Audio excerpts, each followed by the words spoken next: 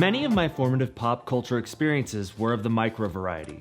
Books like Gulliver's Travels and films like The Borrowers, Fievel Goes West, and The Rescuers Down Under primed me for an adventure in a microcosm. Does this Game Boy Advance adventure merit a revisit, or should it be consigned to the history books? In the Minish Cap, Hylians treat the Minish like folklore, leaving rupees in jars, finishing project for snoozing NPCs, and filling Hylian children's dreams with wonder of their stories. Get in, loser, we're going shopping.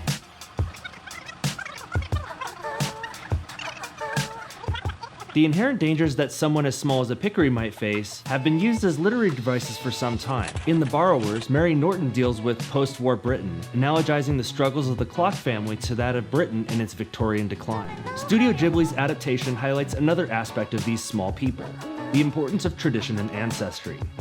Homily and Pod want Arrietty to learn the tradition of borrowing. A threat to the family and their way of life could be interpreted as traditional ideas being rejected in favor of an increasingly hostile modernity.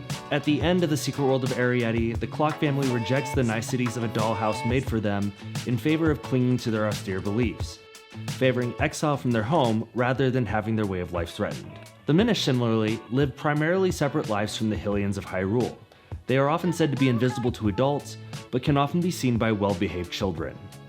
The Minish Cap was the oldest game in the Zelda timeline until the release of Skyward Sword for the Wii, and it was released in Nod time. The game was released in 2004 in Europe and Japan, and was released in 2005 in America to make way for the DS that holiday season. It's a top-down Zelda experience that nods to many games that preceded it. Going between worlds is similar to Link to the Past's Dark World, and some enemies are pulled straight from the very first Zelda experience.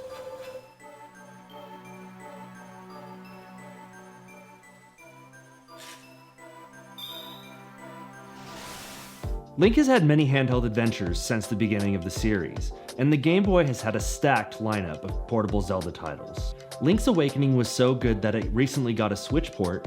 Portable entries since the Minish Cap, however, have had mixed receptions.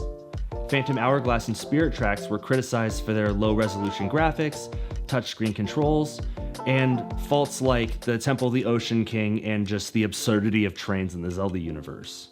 A Link Between Worlds was a hit for many and has sold and reviewed very well, though we will not talk about Triforce Heroes. Is it gonna be Troll Boy?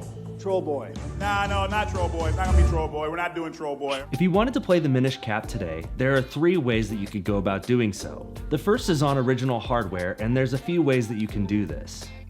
If you have the original cartridge, you could use a Game Boy player on the GameCube to play it on the TV, or you could use the Game Boy Advance family of systems, the DS or the DS Lite. There are 2 ways to play the Minish Cap on the 2DS and 3DS family of systems. The first is unavailable since the recording of this video. You see, when the 3DS first released in the United States, it ran about $250 US.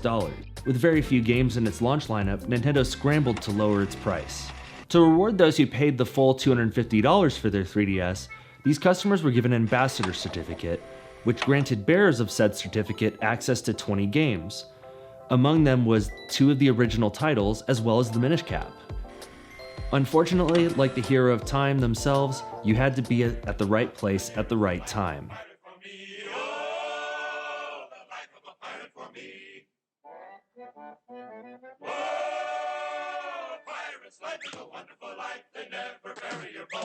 No.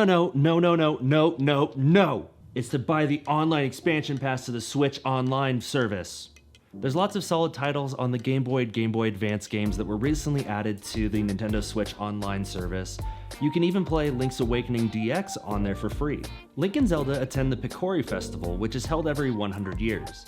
Vati, winning the sword fighting competition, got close enough to destroy the Force Sword, which was acting as a seal containing a crop of bad shit. That's a big crop! After witnessing both this and Zelda being turned to stone, you set out on your adventure. Link finds a wizard who is turned into a hat, and he gives you the power to shrink down to micro size to visit the Minish, solve puzzles, and sneak around unseen. You can split yourself into multiple links to solve puzzles corresponding to the number of elements infused in your blade. You got only the first element? You can make 1 copy of yourself.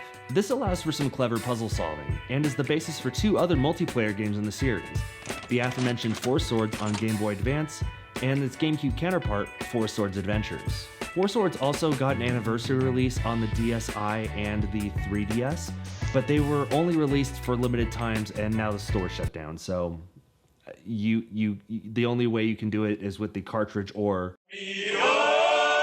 I've never played these games for longer than a few minutes, but maybe I should get some friends together for a playthrough. If you ignore the shells and the optional kinstones... Yeah, all right. I'm gonna fight with you. What?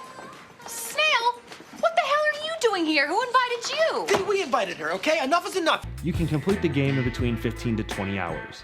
The story is straightforward, the tools are as fun to use in combat as they are in traversal, and it's a brisk adventure in a beautifully rendered Hyrule. Just look at how beautiful everything is. If you couldn't tell, I loved this game. What do you think of this game? Is it the legend that you hold in high regard, or have you never played this game before? Let us know in the comments and join our Discord. It's full of nerds who like shit like this. All of this, anything that we discussed. Anyways, in this video, the games we talked about were the Minish cap for the Game Boy Advance, all of the portable Zeldas, Four Swords and Four Swords Adventures. We also discussed The Secret World of Arrietty, The Borrower's Film from 1997, and books by Mary Norton. And I also mentioned some other small films like Five Goes West, The Rescuers Down Under, and I should have talked about how cool Rescue Rangers is.